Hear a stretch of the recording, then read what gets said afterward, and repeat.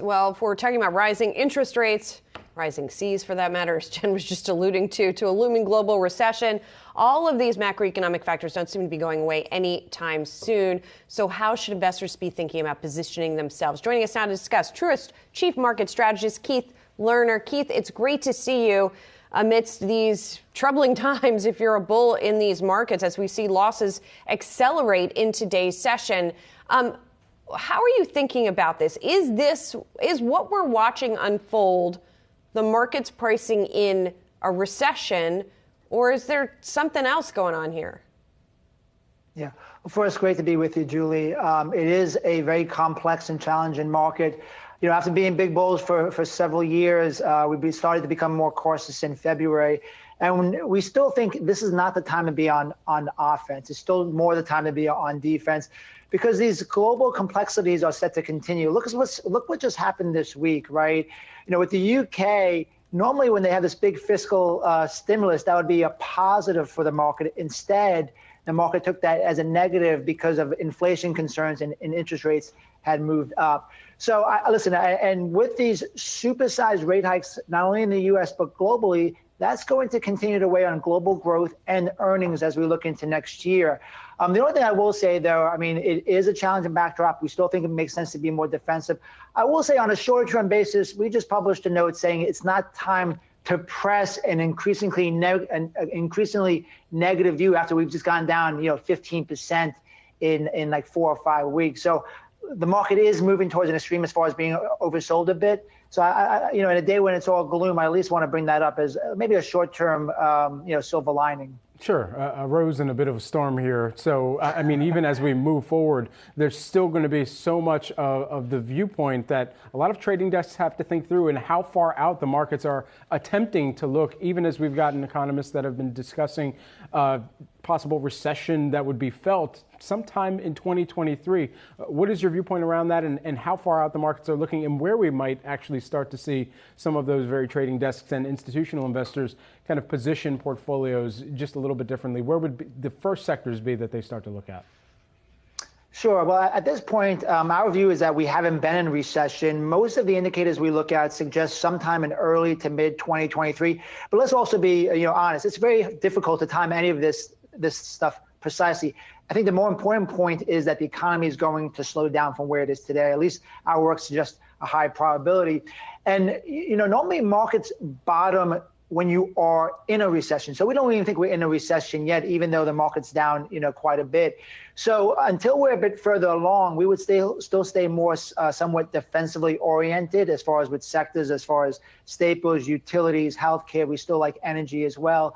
But, the market's kind of, it's interesting because things happen so much quicker today. We are down about 24, 25%. That is the median decline around the recession. The average is about 29%. But we just think we're going to be in choppy waters for at least several more months and into early next year. Keith, what would be your ultimate buy signal for stocks? There's nothing that rings the bell at the bottom, Brian. I think it's always kind of the weight of the evidence. And instead of trying to call just the bottoms and tops, our work focuses a lot more on risk reward. And that's what happened in March of 2020. We came out actually on the day of the market low, not knowing it was the low, but just saying, hey, the risk reward was really positive because we thought the upside was much better than the downside. Here, it's hard to make that case, right? Because the upside on the S&P is probably around 4,000. And on the low side, I mean, if you go to an average recession, it's about 34,400. You can obviously overshoot that. So we just don't think it's compelling yet. You look at the S&P PE right now, it's about 15.5. Huge reset for the market from where we were. But if you look at 2018 or even during the pandemic, we bottomed around 13 to 13.5. So it's just not a compelling, even though we do think we'll have some sharp, intimate rallies. We just don't think we're there yet. So as far as signals, lower prices would be good, more extremes in even the sentiment metrics we're seeing today. And also on the technical side, we like to see some rotation more towards the cyclical areas of the market. And finally, I think we'd have to have a better sense that the economy is actually bottoming. We're getting close to that, right? Markets will bottom before the economy, but closer to where the economy bottoms. And we don't think we're there yet. Yeah, none of that stuff is happening quite yet, Keith, to be sure. Something that I'm asking guests today as we get to the end of the third quarter, if there's anything in particular, as you look back over the third quarter, lessons learned that you can now apply through the end of the year. We had some of those, or one notable sort of brief reprieve in the market and rally in the market that now proved to be wiped out.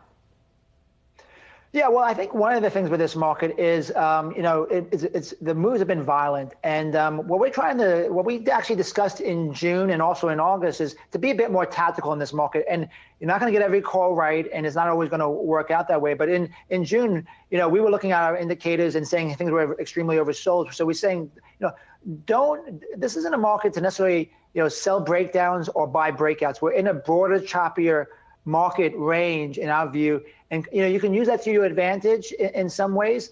And even right now, I said on a short-term basis, we wouldn't be pressing the downside since we are so oversold on a short-term basis. But again, I think being somewhat more patient, and we also have to realize when we're in a bear market, the rallies tend to be sharp. So just kind of keep on an even keel, and don't try to be a hero at this point. I think this is going to take time to work through. Maybe, Julie, if I can just. Because I'm guessing a lot of the viewers are not just investing for the next few months.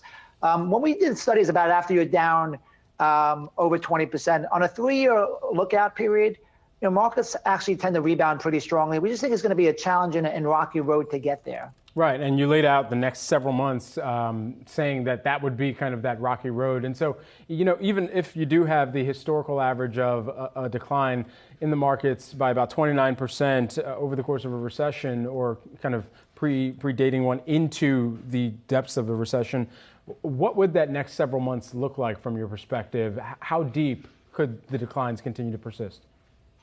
Yeah, well, I mean, I think first thing on a very short-term basis, like this week, like you mentioned right before I got on, the lows, the intraday lows for the S&P was around 36.23, so that's going to be something that's looked at. If we break that convincingly, the next kind of real strong level on our views around 3,400 for the S&P. That would be that 29% average, and that's also coincides with the pre-pandemic peak. And I think there things start getting more interesting. Going back to Brian's question, the risk reward starts becoming a lot more attractive, especially if that's someone that has, a multi-year horizon.